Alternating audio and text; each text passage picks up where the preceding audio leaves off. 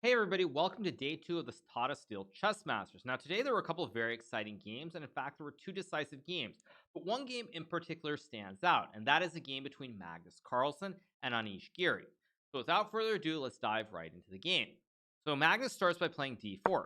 Anish plays knight f6, Magnus plays c4, Anish plays e6. Now in another game of the day featuring Shakira Mamedyarov and Andrei Asipenko, the move 3g4 was played here, and it led to a very exciting and crazy game.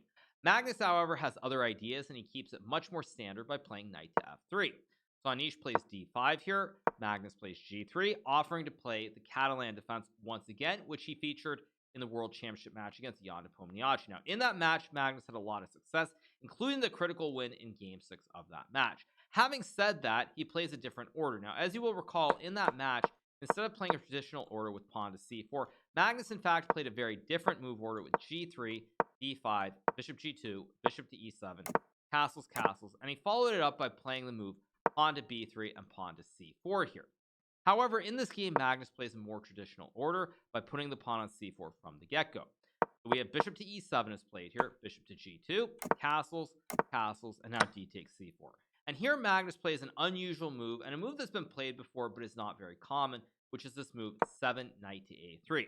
Now, as people will recall, in the World Championship match against Jan Nepomniachtchi, Magnus played queen c2, and then after b5, he played this move knight to e5, and there was a very, very complicated struggle in the second game of the match. Here, however, Magnus avoids playing queen c2, and he plays knight to a3. Bishop takes a3 is played here by Anish. Magnus takes back with the pawn, and now Anish goes bishop d7. One thing you'll notice in a lot of the variations of the Catalan is black generally tries to put the bishop on the c6 square to interpose the white bishop on g2. One of the primary functions in the Catalan is that you get this great bishop on this long diagonal from g2 to a8. In other lines as well, for example, say queen to c2, a6, a4, again, black can play bishop d7, queen takes c4, bishop to c6, trying to exchange these bishops. So when we look at this game here after b takes a3, this idea with bishop d7 is very fundamentally sound. So here Magnus plays a4. The idea, I think, is primarily to prevent black from playing pawn to b5, which would support the pawn on c4. Bishop c6 is played here, and now bishop to a3 is played by Magnus, and here Anish goes rook to e8. Magnus plays queen to c2, logical move, attacking the pawn on c4. He still keeps an eye on the pawn on a4 as well. And now Anish plays knight b to d7, trying to complete his development here. One thing you'll notice is that in this position, the rook on a8 and the knight on b8 are not really developed or into the game. Knight d7 is played here. Magnus plays rook a c1, and here Anish plays pawn to a6 with the idea of playing pawn to b5 and supporting this pawn chain and indeed this weak pawn on c4 here. Now Magnus plays queen takes c4, basically saying I have to capture this pawn before black is able to support it. Anish plays knight to b6, attacking the queen and the pawn on a4 at the same time. So here, Magnus recaptures the pawn. We have material equality, but he is going to give back another pawn and be behind in this position. Magnus plays queen to c3 here, and now Anish plays knight takes a4, grabbing the free pawn. Magnus goes queen to b3, and now Anish plays queen d5. Now, on my live stream today, I actually suggested a hilarious line, which was to play this move knight to e5.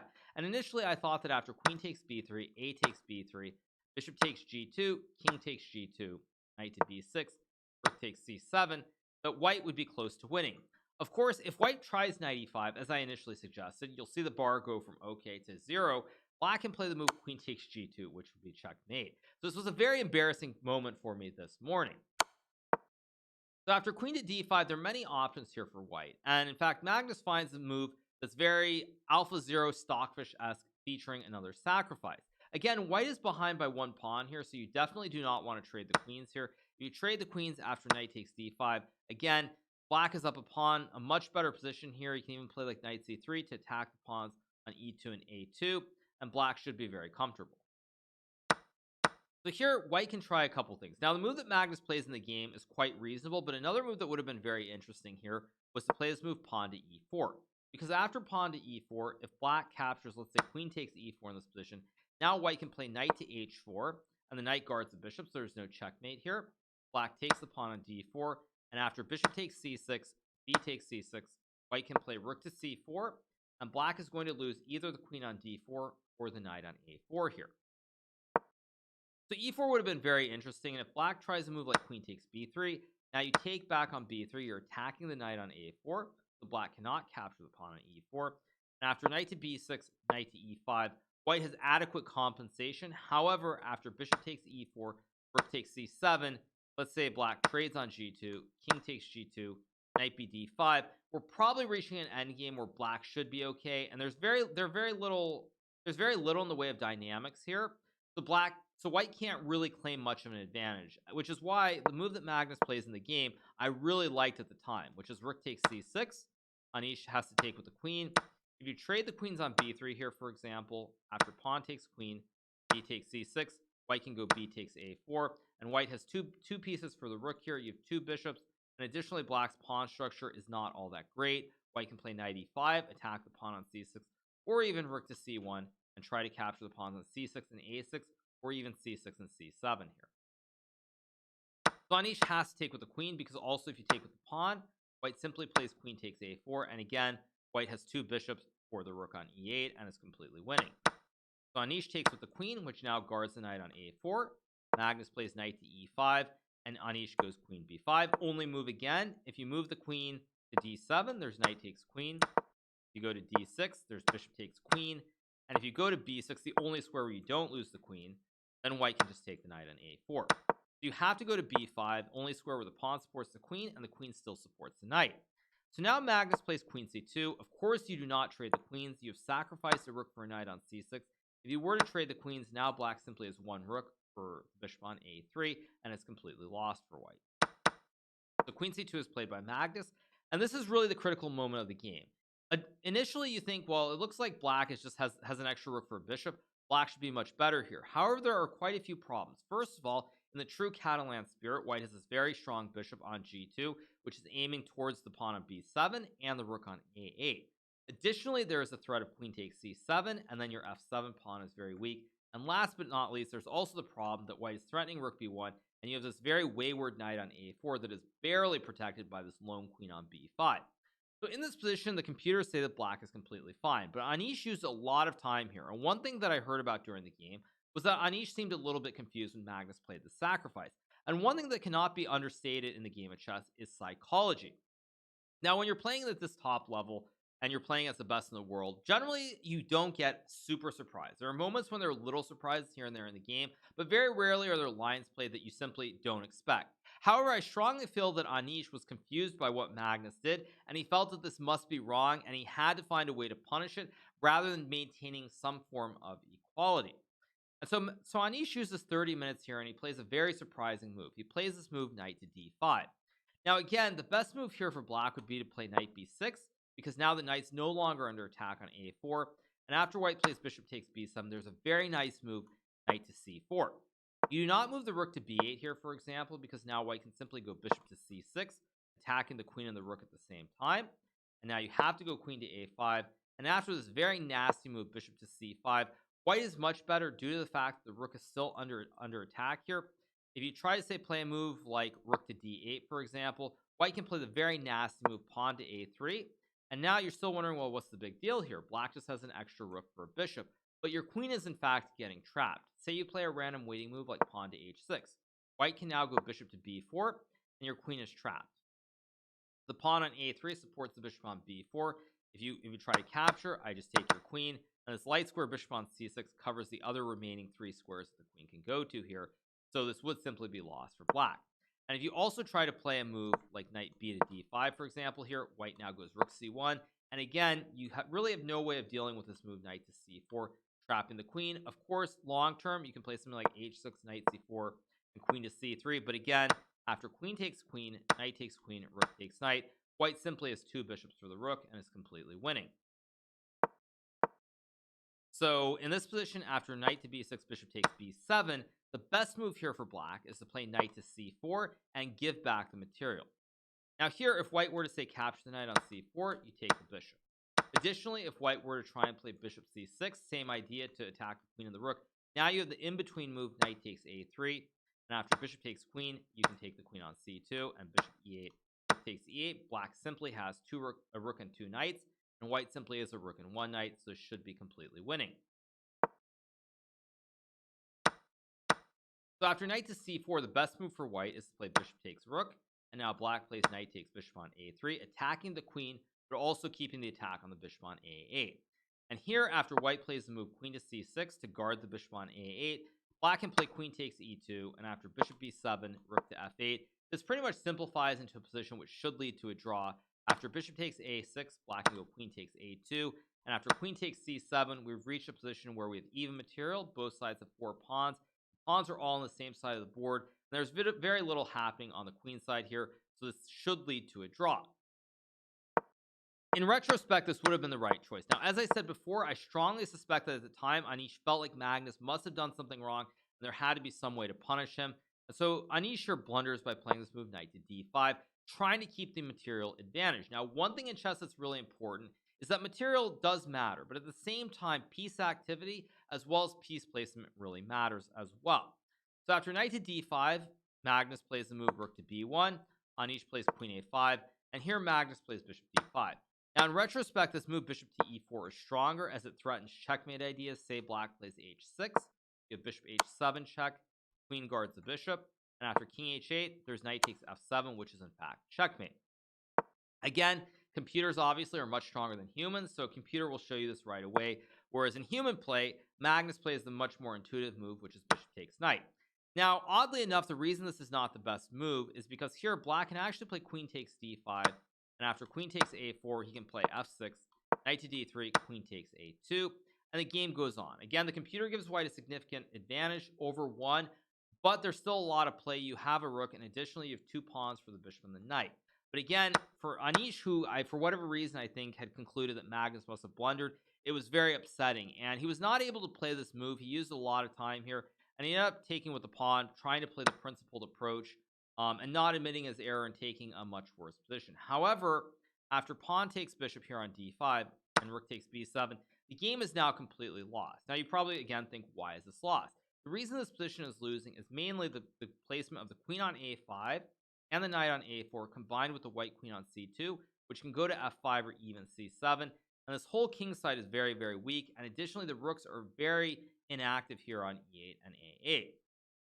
So after rook takes b7 is played, Anish plays this move pawn to c5, and now Magnus really goes for the kill. He plays queen f5 here, and now you'll see there's 3 pieces, the queen on f5, the knight on e5, and the rook on b7.